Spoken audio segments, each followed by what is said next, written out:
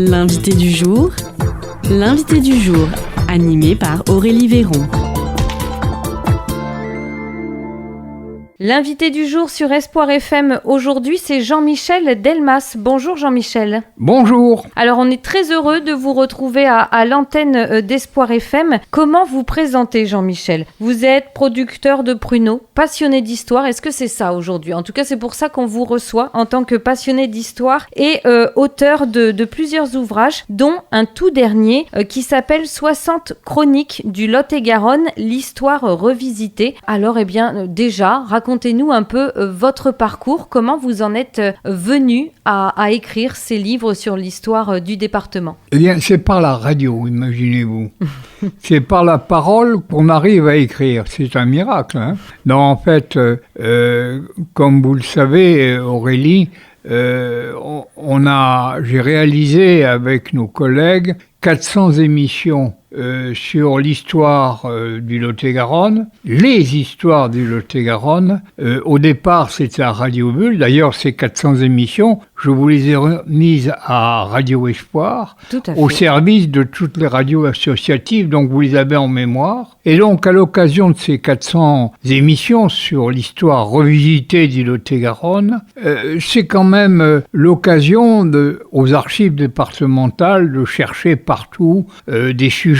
Mais alors on ne prend pas, c'était le choix aussi qu'on avait fait à la radio à son époque, de ne pas raconter l'histoire d'Henri IV, des histoires connues que les auteurs célèbres ont traitées brillamment. Nous, c'est plus modeste, c'est de raconter l'histoire des inconnus célèbres de leur temps. C'est-à-dire des hommes ou des femmes du Lot-et-Garonne qui ont été très célèbres à leur époque et que l'époque étant passée, depuis le XVe siècle, le XVIe, le XVIIe ou même le XXe, on a oublié. Et donc l'idée c'est de dire on va faire revivre ces histoires brillantes d'auteurs, d'aventures, d'histoires qu'on ignore complètement, qui sont passées chez nous, à Villeneuve, dans la vallée du Lot, à Marmande, à Agen, ou ailleurs, à Nérac bien entendu. Et donc, à l'occasion de ces 400 émissions, on trouve d'autres histoires qu'on ne traite pas, parce qu'elles n'ont ou pas la longueur ou l'intérêt sur plusieurs émissions à raconter, mais moi j'avais gardé toutes ces notes. Et alors à la suite de quoi, quand j'ai eu terminé de faire ces émissions, je me suis dit mais on pourrait peut-être raconter ces histoires d'une autre manière. Et donc j'ai fait paraître dans les journaux, le Sud-Ouest, le Petit Bleu et ailleurs, des chroniques justement qui reprenaient soit des histoires qu'on avait racontées, soit de nouvelles histoires qu'on n'avait pas racontées en son temps. Et c'est comme ça que j'ai écrit à Geste Éditions le premier livre qui s'appelle Les 47 chroniques du Lot-et-Garonne, l'histoire revisitée parce qu'il faut revenir dans le passé. Et donc, à la suite de ces 47, il en restait encore en stock. Donc, j'ai produit les 52 chroniques du Lot-et-Garonne. Deuxième volume, à peu près tous les 2 ou 3 ans, le temps de le faire, quoi. Et maintenant, c'est pour ça qu'on se rencontre aujourd'hui à Radio Espoir, les 60 chroniques du Lot-et-Garonne, l'histoire toujours revisitée. Voilà, donc toute une belle collection qui peut être intéressante à lire pour cet été, pourquoi pas, à la plage ou au bord de la piscine, il fait beau, c'est agréable d'être avec son livre. Parfois aussi, ça nous permet de mieux comprendre tout simplement dans ces chroniques, ces petites histoires lot-et-garonnaises, le présent d'aujourd'hui aussi. Il y a des choses qu'on peut découvrir, des noms de rues qui portent les noms de vos personnages également. Mais exactement, parce que quand on se promène dans des villes comme Marmande ou Clairac ou Villeneuve ou Agen, il y a des noms de rues, c'est très bien. Mais il y a des noms de rues qui disent rien du tout à personne. On ne sait pas qui c'est.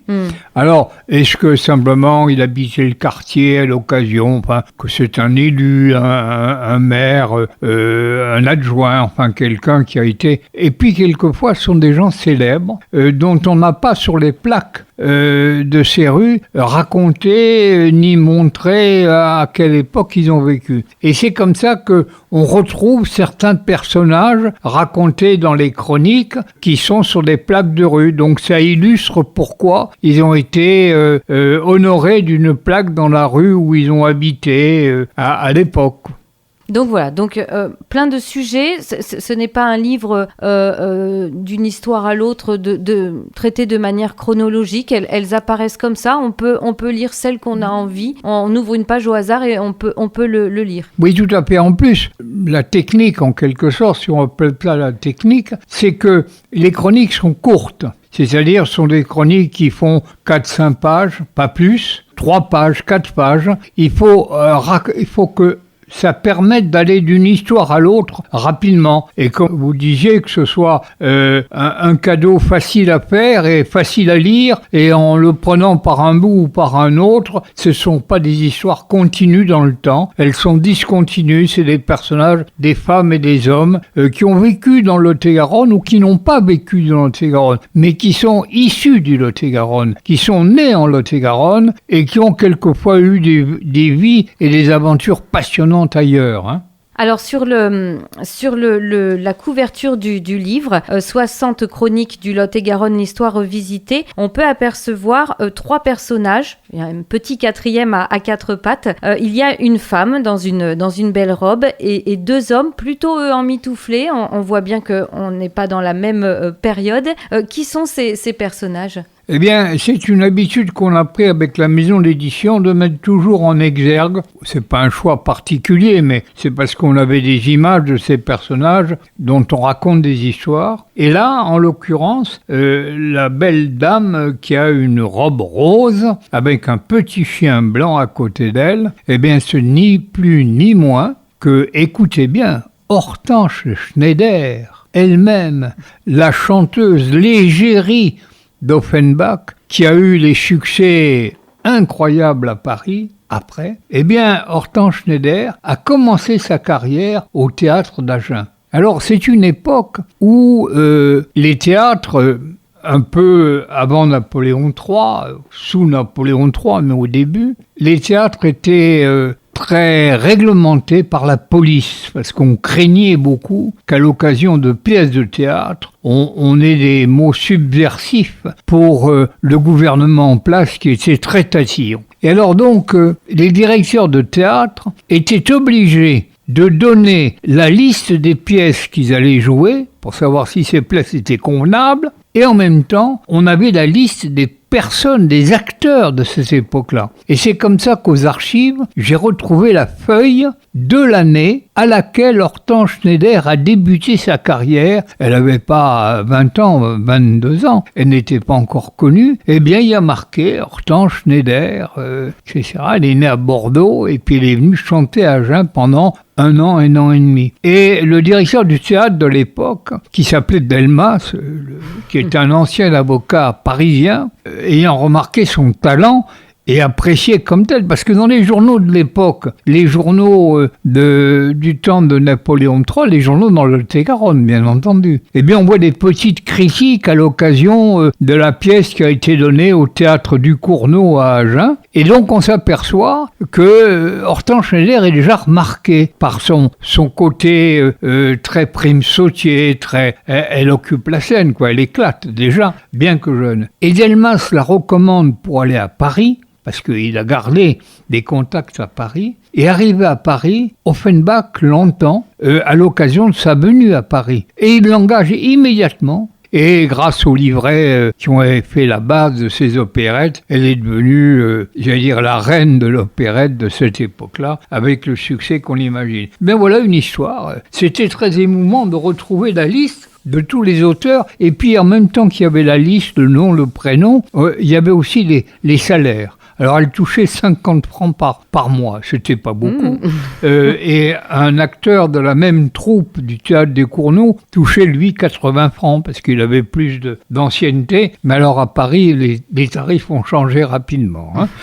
Et le succès a amené sa fortune. Donc voilà toutes les histoires qu'on peut lire dans les 60 chroniques du Lot-et-Garonne, l'histoire revisitée. Un livre qui est édité par les éditions Geste, c'est ça, La Geste? La Geste édition, tout à fait, oui. Ben, les 3 sont édités par La Geste. J'ai aussi édité chez eux des histoires du Pruneau, des jeux sur l'histoire du Lot-et-Garonne. Avec notre ami Solès, on avait fait ça des jeux cubes, des jeux de cartes sur l'histoire de dates ou de personnes, comme ça, pour faire des divertissements familiaux. Voilà, donc les 60 chroniques sont disponibles dans toutes les librairies du Lot-et-Garonne, que ce soit Marmande, Villeneuve, Agen. La GEST Édition assure la diffusion dans les librairies. Et à Agen, justement, on fait la signature des 60 chroniques le samedi 20 de ce mois. Et donc le livre est déjà en place depuis une petite semaine ou 10 jours, comme à Cultura aussi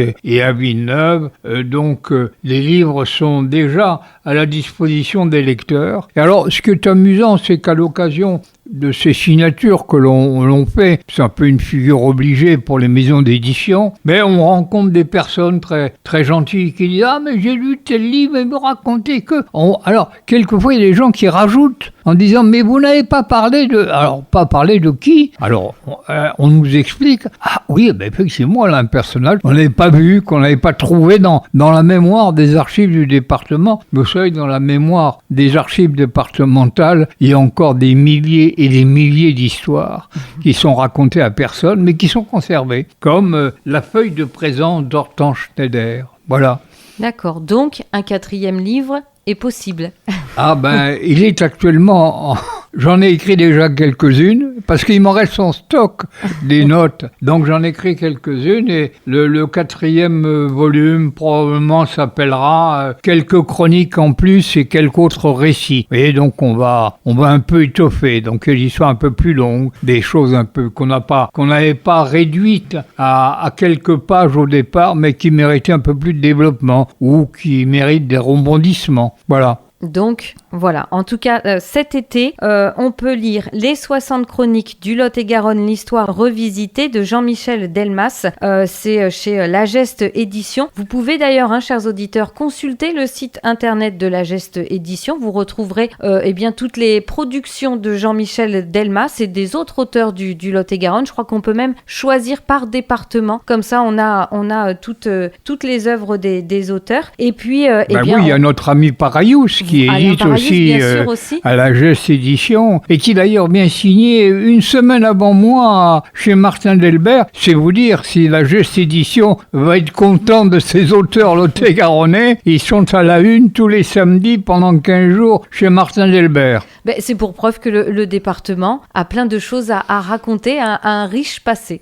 Ben voilà, c'est l'histoire vivante du passé qui remonte. Eh bien, en tout cas, merci beaucoup Jean-Michel Delmas. Les 60 chroniques du Lot-et-Garonne, l'histoire revisitée, c'est à découvrir ou à offrir très prochainement. En tout cas, on donne rendez-vous à nos auditeurs le samedi 20 juin de 15h à 18h chez Martin Delbert à Agen pour la séance de dédicace. Merci Jean-Michel. Au revoir, merci. C'était l'invité du jour, animé par Aurélie Véron.